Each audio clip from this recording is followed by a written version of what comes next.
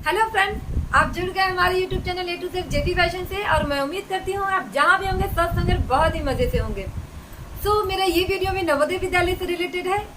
Entrance exam के form में आप किस भाषा को चुनाव करें, उससे रिलेटेड कुछ परेशानियां थी पेरेंट्स की, तो मुझे लगा इस पे मुझे एक वीडियो बनाना चाहिए। तो मैं ये वीडियो आपके सामने लेकर आई हूँ। और चूंकि ये सितंबर का महीना है तो आप सभी को पता है, मैंने लास्ट वीडियो में भी बताया था कि सितंबर के मंथ में नवोदय विद्यालय के एंट्रेंस एग्जाम के फॉर्म निकलने की सबसे ज्यादा संभावना होती है। लेकिन चूंकि इसकी आधिकारिक वेबसाइट पर भी कोई किसी भी तरह का नोटिफिकेशन नहीं आया है, किसी वजह से लेट हो रही है। अगर इस महीने नहीं निकला तो नेक्स्ट महीने में जरूर निकलेगा।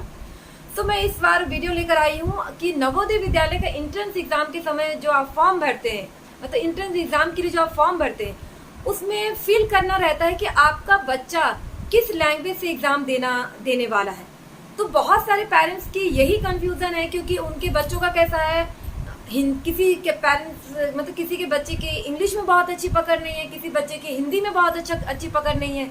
बच्चा इंग्लिश मीडियम से पढ़ रहा, फिर भी वो इंग्लिश उतना अच्छा नहीं जानता जितना अच्छा हिंदी जानता है।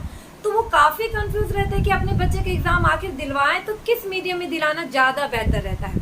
तो मेरा ये वीडियो उसी पर है। सो प्लीज मेरे वीडियो को पूरा देखें, स्किप करके ना देखें, ताकि मैं आप हर चीजों को, हर पॉइंट्स को अच्छे से समझ सके, आप बारीकियों को समझ सके और किसी आपके हर कंफ्यूजन दूर हो सके और फिर आप इजली लैंग्वेज का चुनाव कर सके।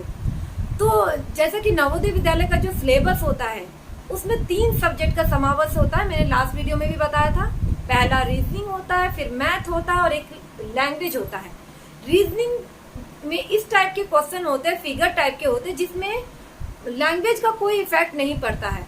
मतलब आपका बच्चा इंग्लिश मीडियम से दे रहा है, हिंदी मीडियम से दे रहा है या अपने रीजनल लैंग्वेज से दे रहा है, क्योंकि नवोदय विद्यालय का एग्जाम जो होता है एंट्रेंस एग्जाम, हिंदी, इंग्लिश और कुछ रीजनल लैंग्वेज में भी होता है। तो अगर आपका बच्चा किसी भी लैंग्वेज से दे रहा है तो रीजनिंग के क्वेश्चन पे उसका कुछ भी या कहीं कि खास कोई भी प्रभाव नहीं पड़ता है। वो किसी भी लैंग्वेज से दे रहा हो वो इजिली समझ जाता है, क्योंकि उसकी प्रैक्टिस उतनी हो चुकी होती। फिगर देखते साथ बच्चा समझ जाता है कि भाई करना क्या है इसमें। अब आ जाते हैं मैथ के ऊपर।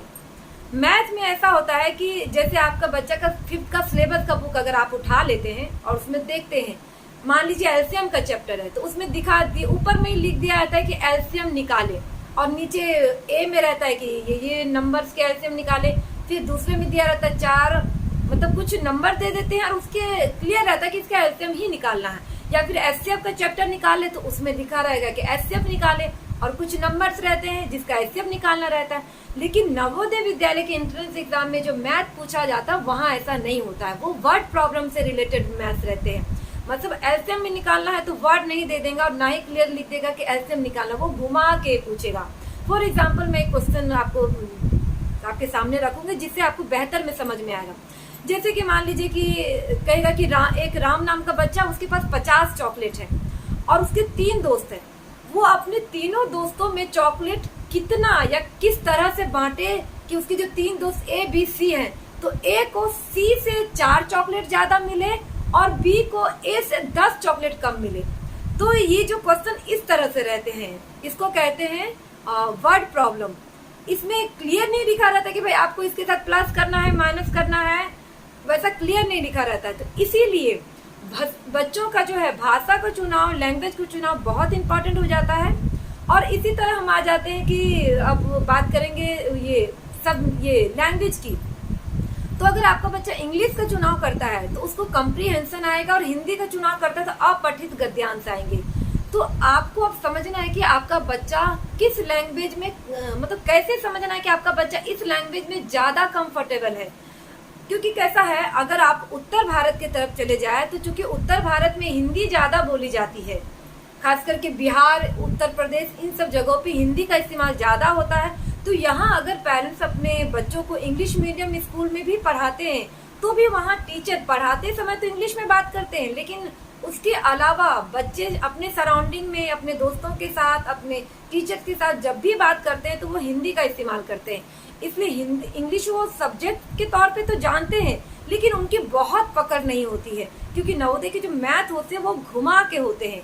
आपको समझना पड़ेगा कि ये क्या पूछ रहा है। इसलिए भाषा की पकड़, लैंग्वेज की पकड़ बहुत जरूरी है बच्चों को।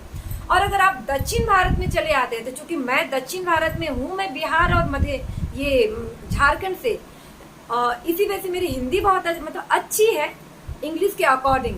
और अगर चूंकि मैं रहती हूँ अभी महाराष्ट्र के चंद्रपुर डिस्ट्रिक्ट में, और मेरी बेटी जैसा मैंने लास्ट वीडियो में बताया था कि वो नवोदय विद्यालय चंद्रपुर डिस्ट्रिक्ट के नवोदय विद्यालय की क्लास 11th में पढ़ाई कर रही है इस साल। और जब वो 5th में थी तो मैंने वो उसे प्राइवेट स्कूल में डाला था जो कि इंग्लिश मीडियम स्कूल थी और अच्छी स्कूल थी। लेकिन इसके बावजूद भी मैंने देखा कि जितना अच्छा वो क्वेश्चंस, जब मैं नवोदय के जो एंट्रेंस एग्जाम की बुक में पढ़ा रही थी, उसमें मैथ मैंने घर में ही पढ़ाया, तो जब मैं पढ़ा रही थी तो पहले मैंने भी उसके लिए इंग्लिश में ही बुक लाया था। लेकिन मैंने देखा कि चूंकि वर्ड प्रॉब्लम होने की वजह से वो इंग्लिश में उतने अच्छे से क्वेश्चन को नहीं समझ पाती थी।